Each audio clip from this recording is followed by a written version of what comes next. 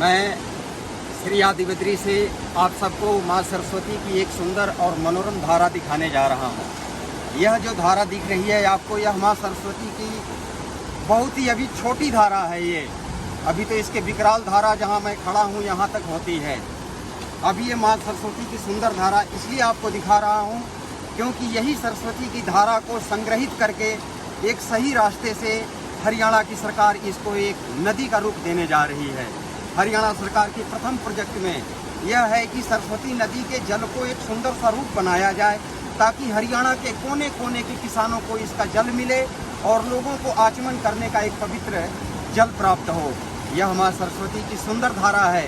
इसी धारा को यहाँ से आधी किलोमीटर की दूरी पर आदि बद्री का क्षेत्र है, केदारनाथ जी का क्षेत्र है।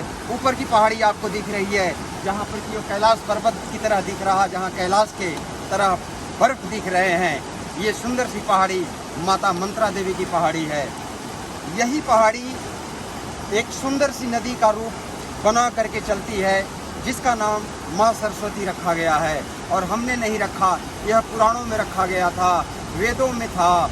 उसके बाद से जब लोगों को विश्वास नहीं हुआ तो नासा और इसरो जैसे सैटेलाइट से भी चेक कराई गई, उसमें भी पाया गया कि आदि बद्री से निकलने वाली नदी ही सरस्वती नदी है।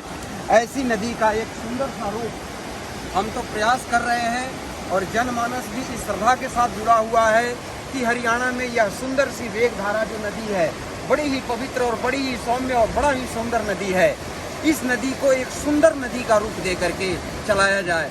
माननीय श्री कंवरपाल जी हमारे वन पर्यटक मंत्री हैं, वह भी बड़ा प्रयास कर रहे हैं।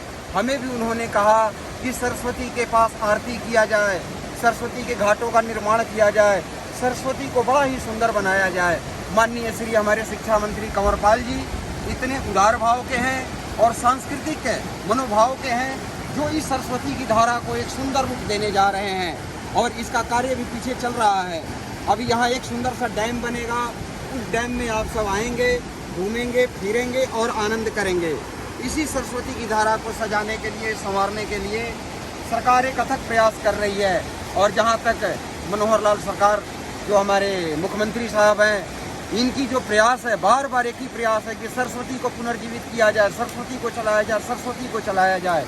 और आज हमें लग रहा है कि माननीय मुख्यमंत्री मनोहर लाल खट्टर जी का ये सपना साकार होने जा रहा है। माननीय दर्शन लाल जैन जी भी इस कार्य के लिए बहुत ही प्रयास किए।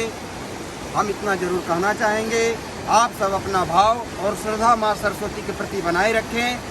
इससे भी सुंदर और इससे भी ज़्यादा और इससे भी पवित्र जल हमारे हरियाणा वासियों को मिला करेगा। माँ सरस्वती की पवित्र धारा से मैं विनय स्वरूप आप सभी को नमन करता हूँ आज एकादशी के दिन।